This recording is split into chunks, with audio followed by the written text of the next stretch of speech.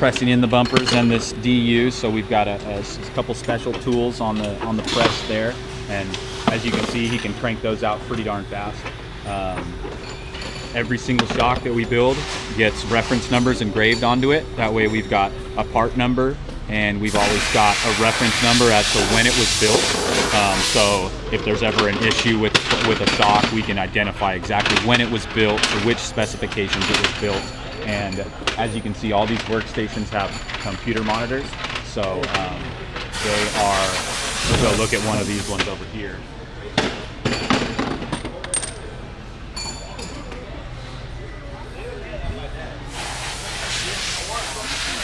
So for each order, we've got engineer drawing for every single part number shock that we build. Sure. So this reference is the travel of the shock, the shaft length, the body length, the dividing piston height, every single pertinent detail of the shock build and how they need to be assembled is quickly and easily referenced by everybody working at this extended station. So the IFP style shocks, you know, we've got numerous different body lengths. You know, we've got probably all these different lengths of shocks. So the dividing piston has to be set at a very specific height in every single shock. So they can adjust this machine, and so they take the shock bodies out, they put in 2 new ones in, they take their dividing pistons, grease them, stick the dividing piston here, and then they move this and hit the switch, and it is preset to a determined height, and it hydraulically sets the dividing piston exactly where we want it to be. And then, so we'll slide over here to this side. This is where all the shaft assemblies are built. So as you can see, they're currently working on a fairly large order at the moment. So we've got a couple of pretty cool little features here. This is another one of the interchangeable parts. Every single one of these shocks in this series of in this line uses the exact same rod end. So same thing, we can buy 100,000 of these at a time and keep the cost really low. All of these parts use red Loctite to retain them because it's a semi-permanent hold. We don't want these coming loose. So we've got a pretty fancy little Loctite dispenser, because previously we would just use the bottle and spray some in there, but at the end of the day, we waste a whole lot of Loctite, and it's very, very expensive. So over here, they've got a little machine that they just push it in there, and it'll squirt the right amount in there. And then they start this thing threaded on this, and they stick it in there. I've never done this machine before. I do low tech over there on that side of the building. I guess so. But either way, it starts to thread it for them. So the guys that do this all day, every day, you know, they just they do, you know, 10 of them in a minute. And so then here's the valving station. So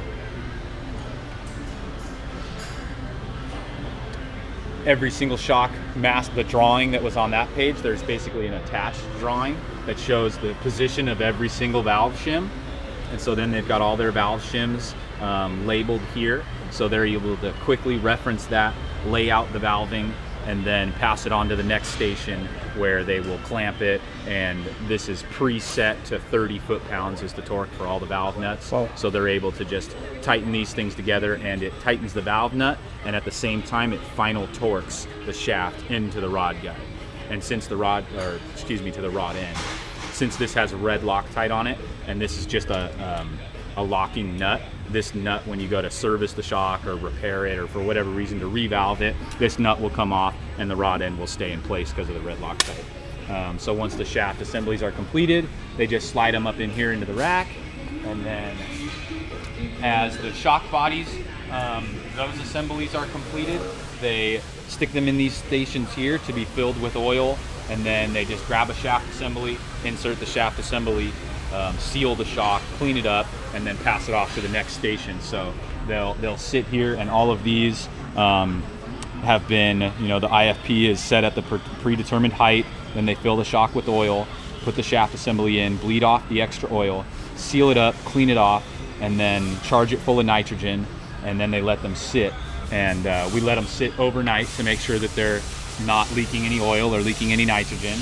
And then so tomorrow they'll come back to these shocks. What's the correct pressure, nitrogen pressure for this 200 psi is the standard. 200. Is the standard It pressure looks too for high. almost every single shock that we build, and that is a little bit higher than some other shock manufacturers. And the reason being is that pressure is necessary inside of the oil, inside of the shock, to maintain pressure on the oil, because at higher shaft velocities, when you're trying to squeeze, force the oil through the piston and flex the valves, you're familiar with how all this works, right? So as you're trying to squeeze the oil through here, it creates friction and turbulence. So the function of the pressure in the oil is that as you compress this shock, it's going to force the oil through the damping piston, but it will actually create some turbulence, and it can slightly aerate the oil. So that's the function of the pressure. So we build a high performance shock that we want to ensure, and we are very concerned about its off-road performance, its high performance. So that's why we have high pressure inside of our shocks, because it's necessary for it to function properly and avoid cavitation and aerating the oil.